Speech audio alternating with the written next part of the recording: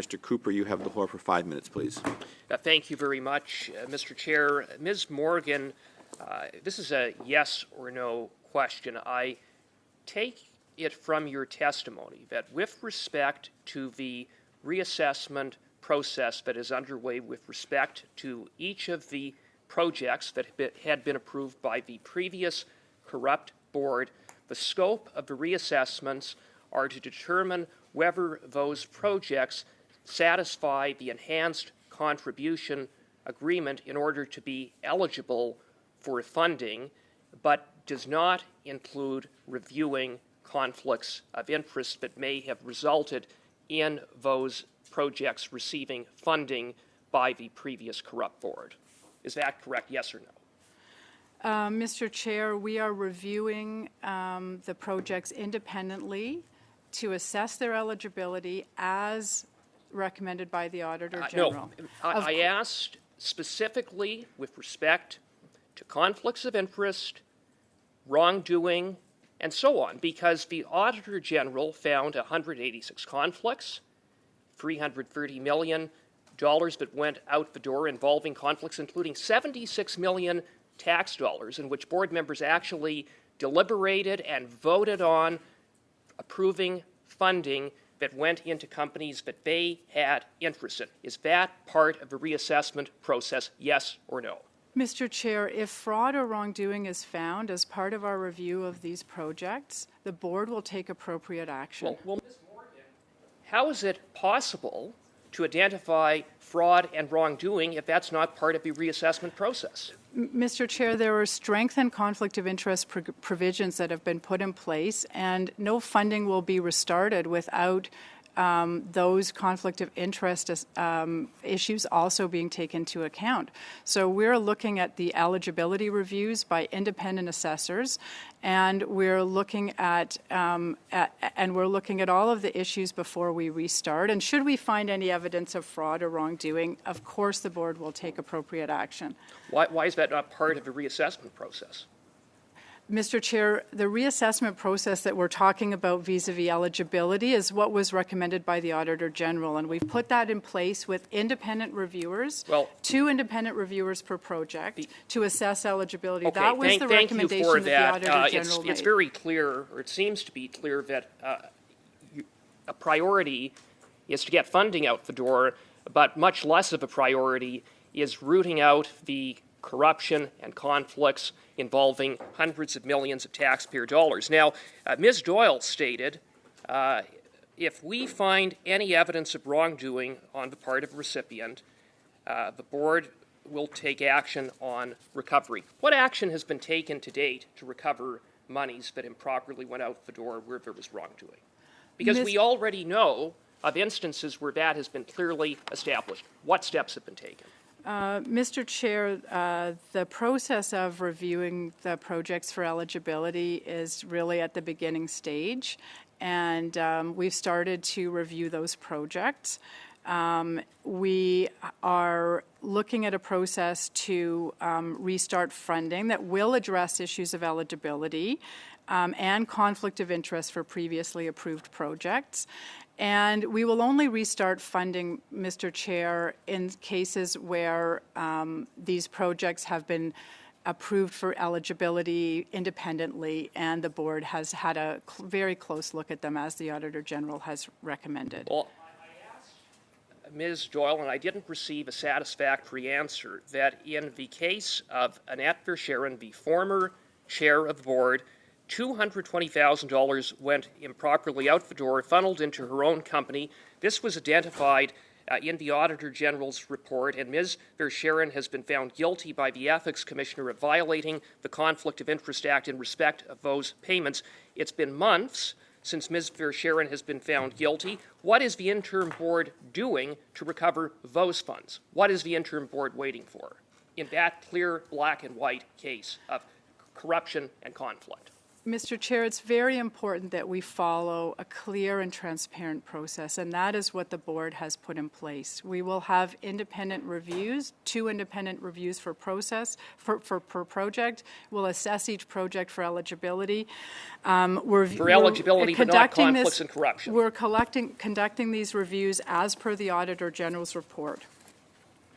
Thank you. That is your time. Sorry, Ms. Morgan, were you still speaking? Okay, That's good, thank you. I thanks. just want to make sure. Up next, Mr. Erskine Smith, you have the floor for 5 minutes, please.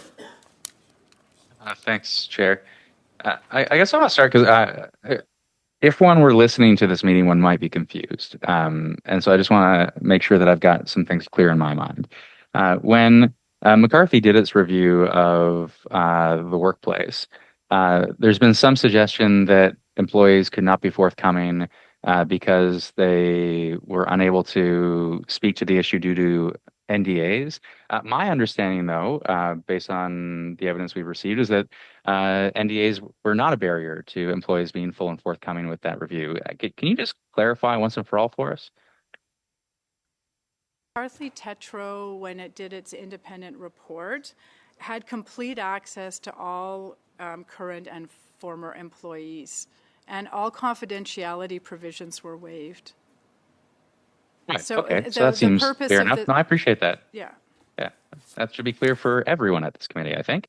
And again, sorry for the confusion, but there were some questions about why you're undertaking this reassessment, and my understanding had been that the Auditor General had specifically recommended that there be a reassessment of every single project. That's just so again, clarity that is the recommendation, and that is why you're undertaking the review, right?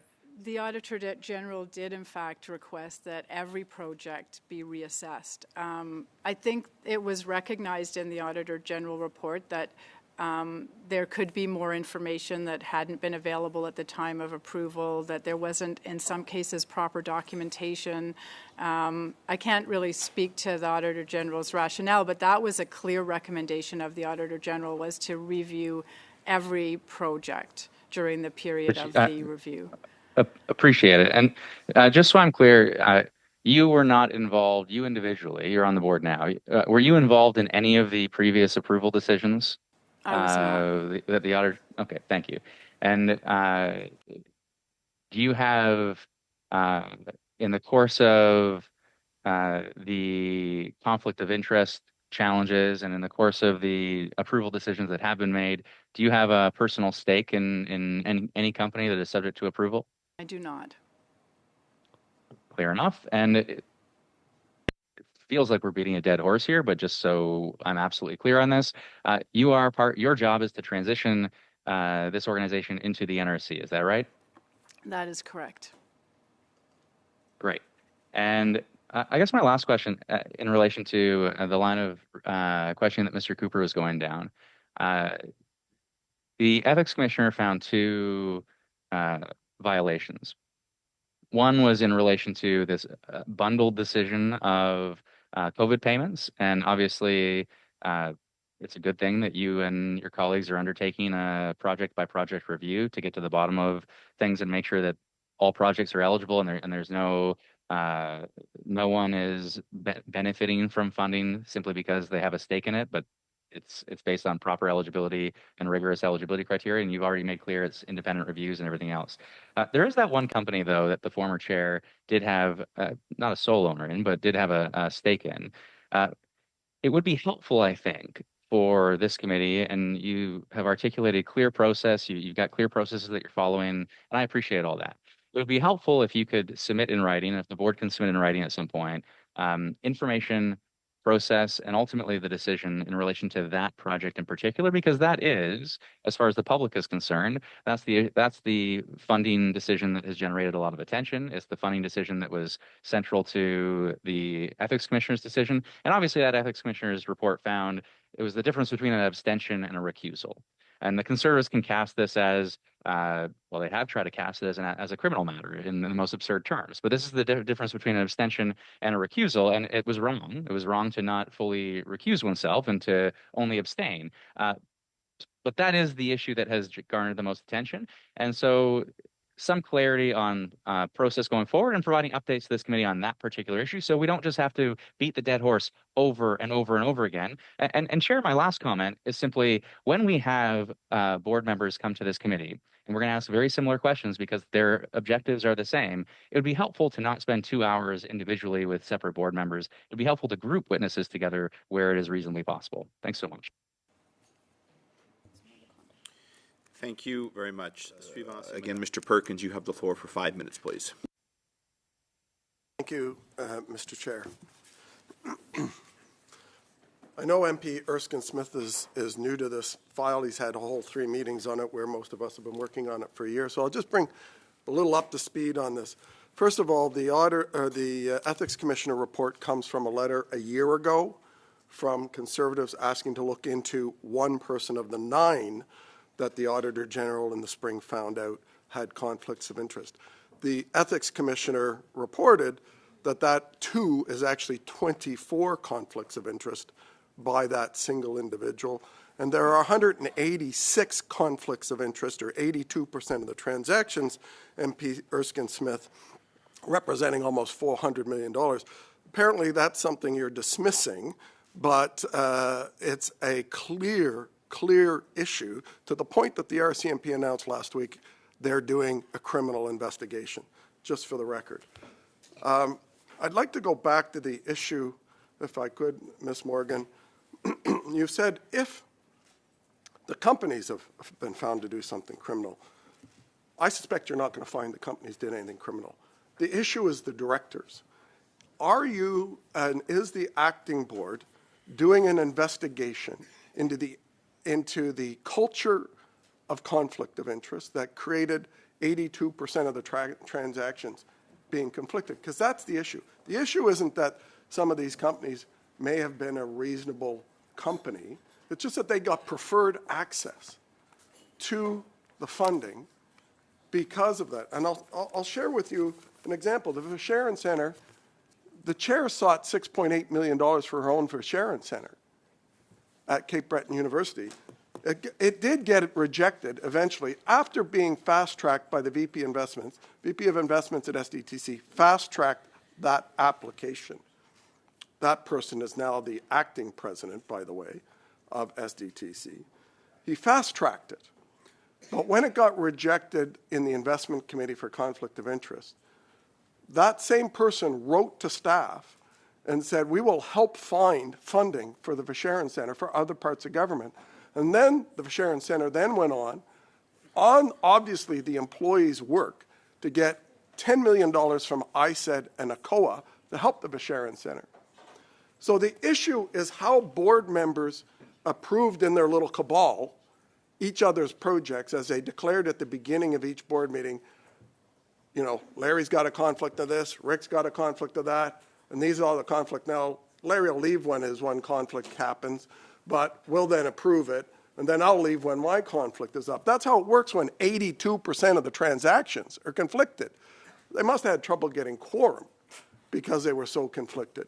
So my question is, are you, as an acting board member, brought in by this minister, Minister Champagne, who said he was going to clean the place up, not engaging anyone to examine, since you've already said the Auditor General's not in again, to examine that culture of conflict of interest in the board that led to these $330 million being given to companies these people had an interest in?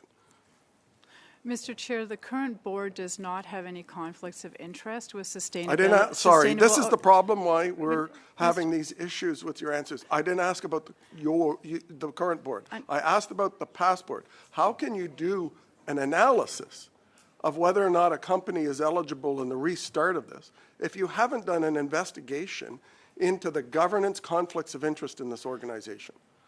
Mr. Chair, in terms of the organization, the Auditor General made a number of recommendations about exactly the issue that the member is referring to, which is the culture and the processes around conflict of interest. And those elements of the Auditor General's report, which were aimed at strengthening reporting and strengthening disclosure. Those elements of the Auditor General's report have been implemented. I'm not talking, I'm sorry, you're not listening to my question. My question is about the restart of funding to these organizations, many of whom, 82%, got preferential treatment. How can you do a legitimate analysis of whether or not their funding should be restarted if the new board is not examining the fact that they got sped up in the line and fast-tracked for funding? It's in emails. They got fast-tracked for funding over other companies. How can you restart that? That's the essence of the problem here. And the new board isn't doing any investigation into that? Mr. Chair, as we consider our process to restart funding, we will address issues of both eligibility and conflict of interest for previously approved projects. Thank you very much.